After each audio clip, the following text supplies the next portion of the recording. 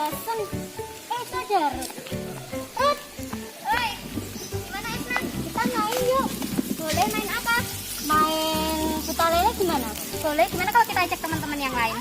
Boleh. Itu ada Diva sama Era. Oh iya, yuk kita samperin. Yuk. Diva, Era. Kita main yuk. Apa? Kita main putar lele aja. Oh, berarti kita harus cari kayu dulu ya. Iya, kalian cari kayu induk, aku sama Rut cari kayu anak ya.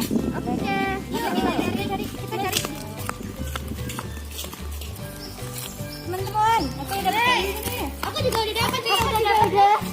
Sudah pas kan? Oke. Sekarang kita buat lapangan dulu yuk. Yuk. Pakai rapi nih. Yuk.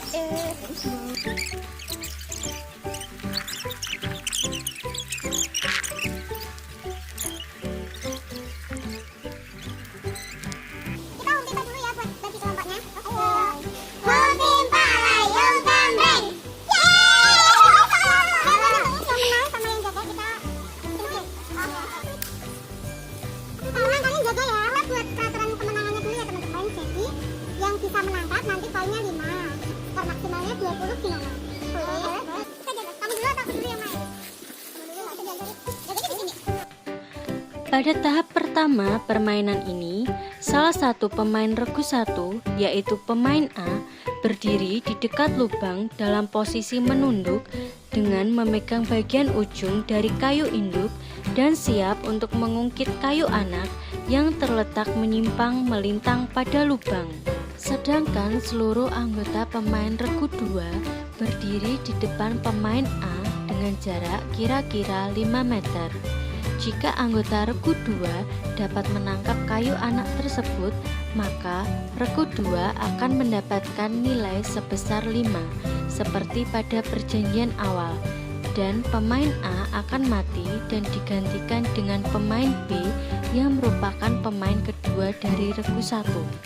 Karena pada permainan ini regu 2 tidak dapat menangkap kayu anak, maka kayu anak diambil kemudian dilemparkan menuju lubang berusaha untuk mengenai kayu induk yang dipasang pemain A.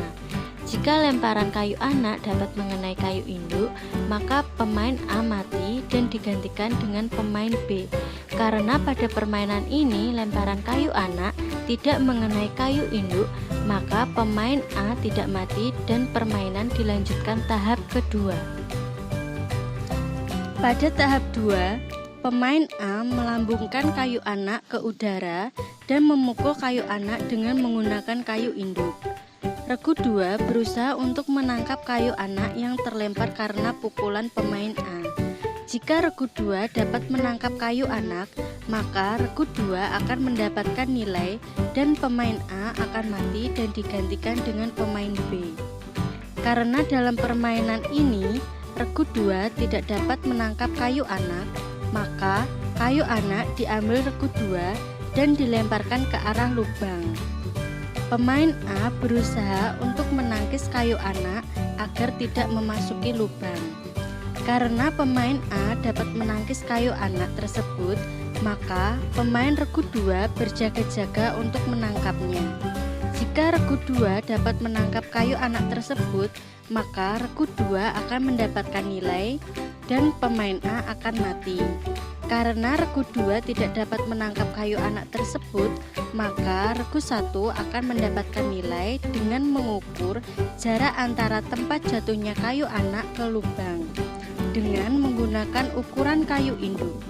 Karena jarak antara jatuhnya kayu anak dengan lubang 9 tumbang, maka regu 1 memperoleh nilai 9. Pada tahap ketiga, kayu anak diletakkan ke dalam pinggir lubang dengan posisi sebagian kayu anak mencuat sehingga mudah dipukul dan bisa terlempar. Pemain A memukul kayu anak dengan menggunakan kayu induk sampai kayu anak terlempar ke atas dan kemudian dipukul pemain A sekali lagi sampai kayu anak terlempar jauh.